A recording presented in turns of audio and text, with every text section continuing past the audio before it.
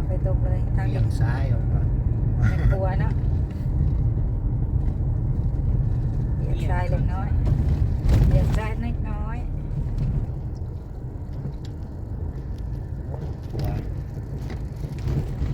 เอาดูกระปุกมักสลี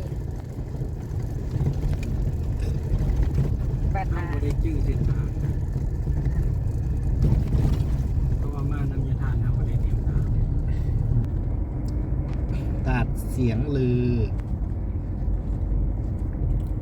ใส่ตะลือนะแต่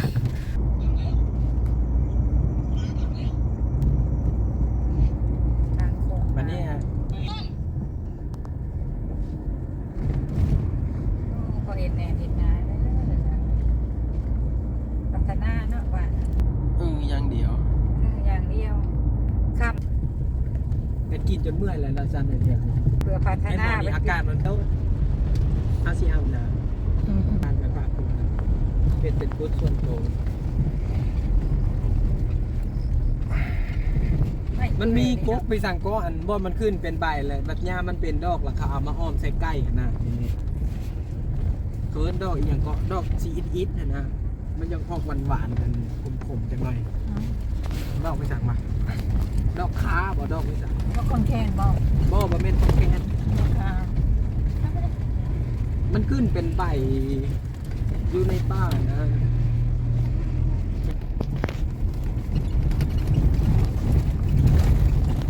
ใช่วันหนึ่งฉันเดินเข้าป่า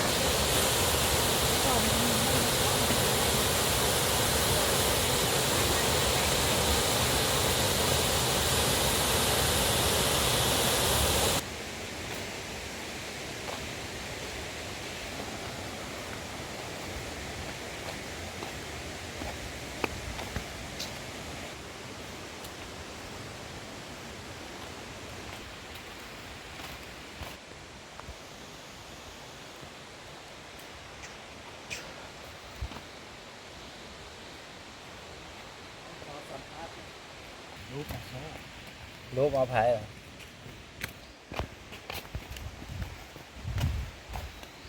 รีวิวเอาตอนย่างขึ้นไปเนี่ย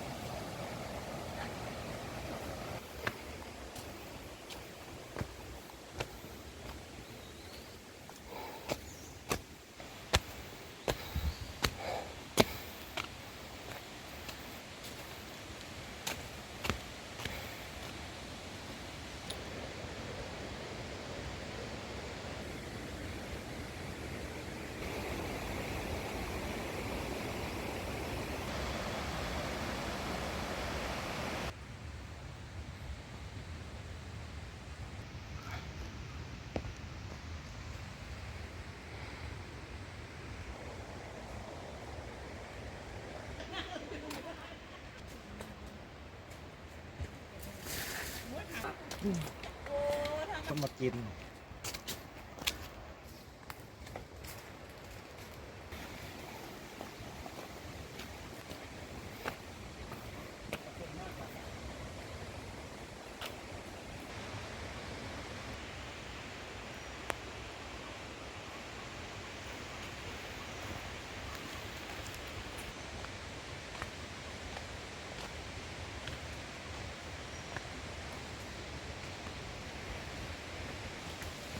ต้นกลมเลยเนาะลูกโลดเลย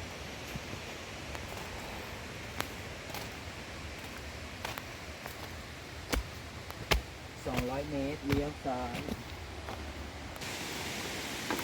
ได้ที่ไทยวิดีโอ เ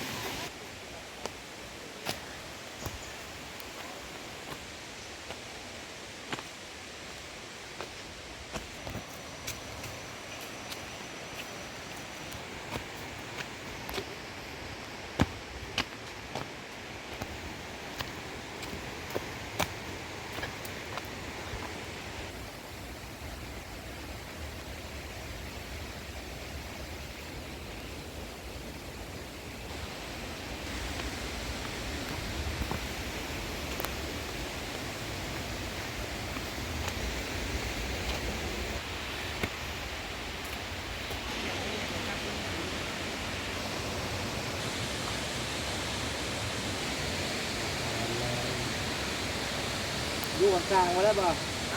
โอเคค่อยนี่นะอยู่กลางก็ได้บ่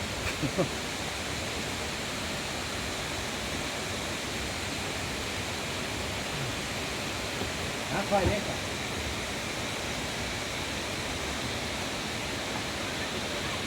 พอละมาอย่าเพียงเด้อ